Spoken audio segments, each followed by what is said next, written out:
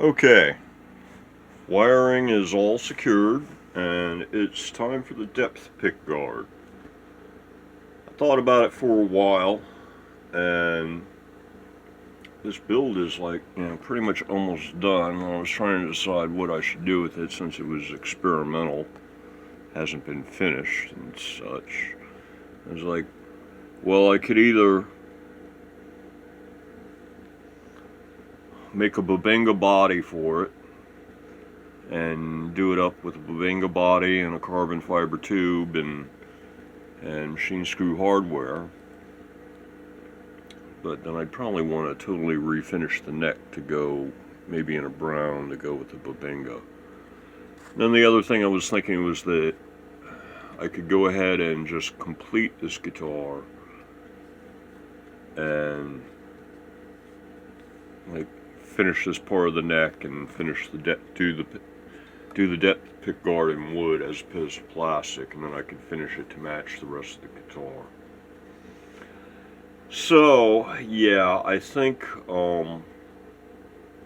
that's what I'm going to do. So I already took the measurements for like this distance and this distance and this distance, and that's basically what the top of the depth pick guard is going to be.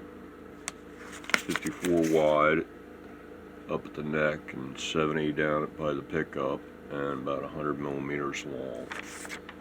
And then I'm going to do it in 1/4 inch ply material so that I can then stain it to match. The other option being like the black pick guard material. And then I'm going to use a chunk of this kind of stuff for the base for it, and because that way it'll like match the sides of the guitar and stuff, since all the rest of it's made out of the same material, the ply.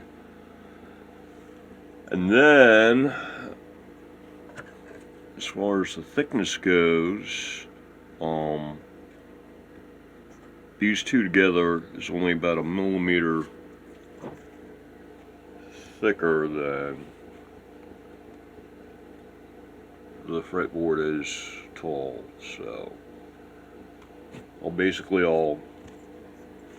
take the base part of it and I'll plane off using the power planer, or maybe just sand off about 1 mil the thickness from it, so the total here is, what is it, whatever the height is here, it's like 23.5, and then but these two together are like 24.5, something like that. So yeah, get it down so that the depth pick guard is pretty much the same height as the fingerboard. And that's the plan. And then once I've made the depth pick guard, I'm gonna go ahead and loosen this, actually take the strings off the guitar at the bridge so that I can remove the neck entirely from the rest of the guitar, and then I can go ahead and finish this part, stain it and clear coat it and such. And at the same time I'm going to stain and clear coat the depth pick guard. And then once everything's all stained and clear coated and sanded and polished and all the rest of that rigmarole, then I can put it all back together and it'll all be done and pretty and working correctly. So that's the battle plan. And the first step is I need to mark that out for cutting.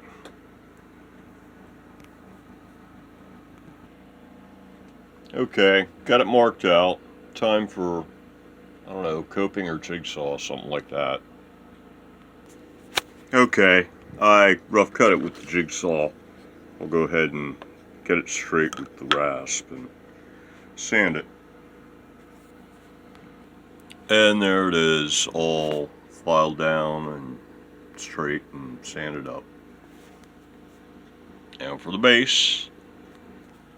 Okay, cut out a mounting piece for it. that kind of idea, and go ahead and sand that up.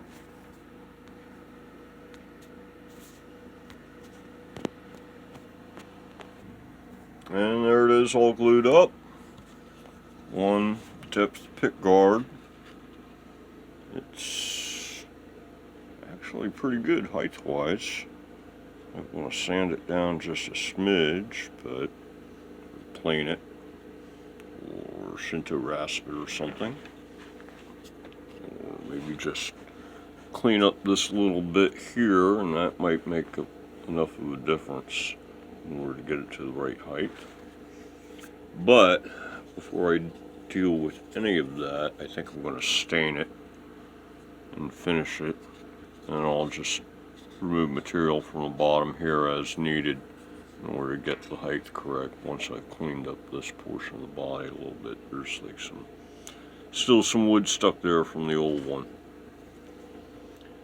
So yeah, it looks like it's time to put this puppy in the paint shop. So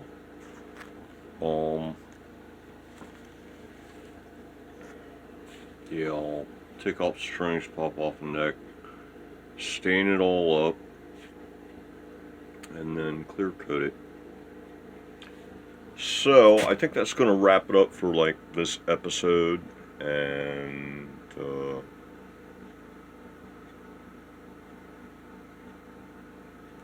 yeah, and next episode's going to be going into the paint shop. Until then, everybody, have a good one.